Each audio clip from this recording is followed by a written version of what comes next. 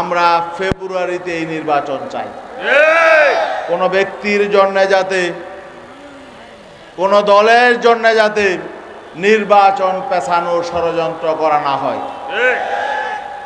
আর আজকে বাংলাদেশের মানুষ নতুন করে বাংলাদেশকে গড়ে তোলার জন্য নতুন শক্তির অপেক্ষায়। অতীতে যারা ক্ষমতায় ছিল, বিগত 53 বছর যারা ঘুরে ফিরে রাষ্ট্র ক্ষমতায় ছিল, তারা দেশটাকে ধ্বংস করেছে, দেশের রাজনীতি ধ্বংস করেছে, অর্থনীতি ধ্বংস করেছে, দেশের সকল সাংবিধানিক প্রতিষ্ঠানকে তারা ধ্বংস করেছে। অতএব বিগত 53 বছর যেসব দল রাষ্ট্র ক্ষমতায় ছিল, তারা বাংলাদেশের জন্য নিরাপদ নয়, বাংলাদেশের মানুষের জন্য নিরাপদ নয়। মানুষ তাদেরকে প্রত্যাখ্যান করবে।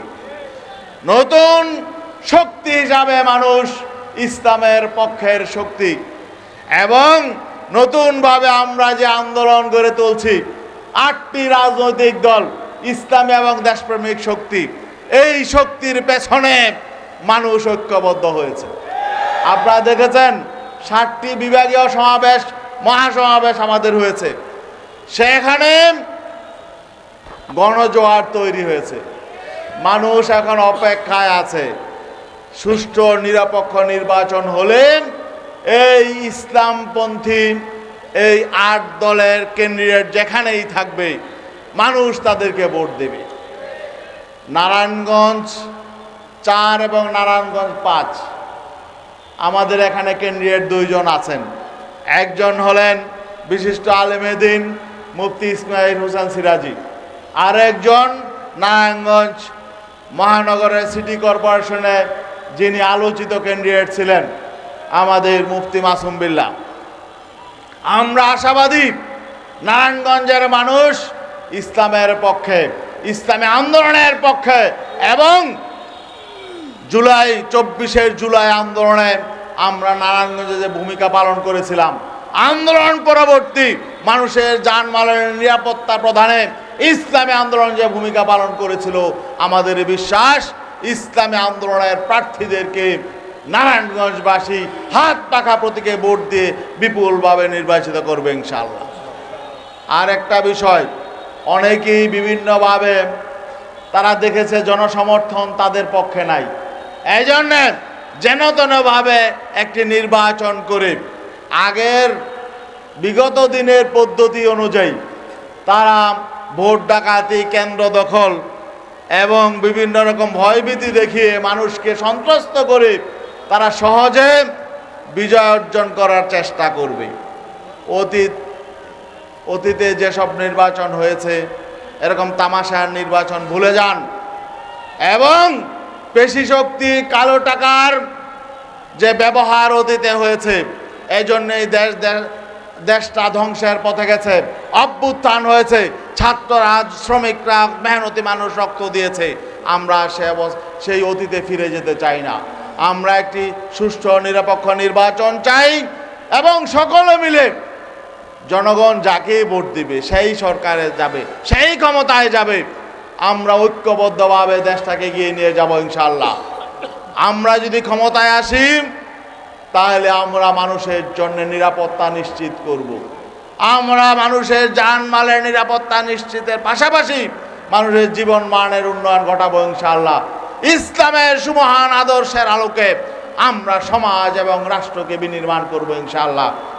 আর আপনাদের সকলের কাছে অনুরোধ করব, আপনারা মানুষের হৃদয় জয় করার চেষ্টা করুন। মানুষের ঘরে ঘরে যেতে হবে, প্রত্যেকটা ভোটারকে সম্মান জানাতে হবে। মানুষের হৃদয় জয় করে আমরা ইনশাআল্লাহ আগামীতে ইসলামকে রাষ্ট্র ক্ষমতায় নিতে চাই। আমরা আজকে এখানে নারায়ণগঞ্জ 4 আসনের উদ্যোগে যে আজকে এই প্রোগ্রাম হচ্ছে, 4 আসনের আমাদের ক্যান্ডিডেট মুফতি ইসমাইল সিরাজি। আমরা আশাবাদী 4 আসন থেকে হাত পাখা প্রতীকের ক্যান্ডিডেট এখানে থাকবে 8 দলীয় জোট থেকে।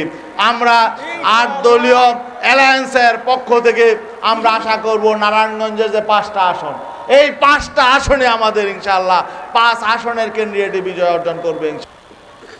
কাল বা পরশু নির্বাচন কমিশন থেকে আমরা যেটা জানতে পারলাম, তফসিল ঘোষণা হতে পারে।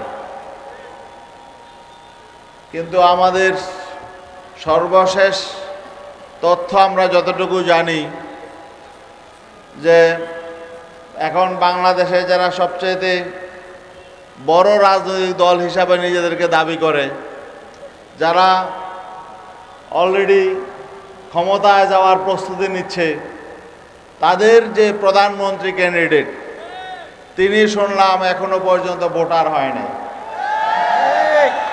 এই জন্য আমাদের আশঙ্কা হলো যে তফসিল হবে, সেই তফসিল অনুযায়ী সময় মতো নির্বাচন হবে কিনা, এই আশঙ্কা আমাদের আছে। আমরা স্পষ্ট বলতে চাই, ফেব্রুয়ারিতে সরকার বলেছে, অন্তর্বর্তীকালীন সরকার নির্বাচন তারা করবেন, নির্বাচন কমিশনও বলেছে। আল্লাহ এই আশাবাদ ব্যক্ত করে আমি আমার বক্তব্য শেষ করছি। আসসালামু আলাইকুম।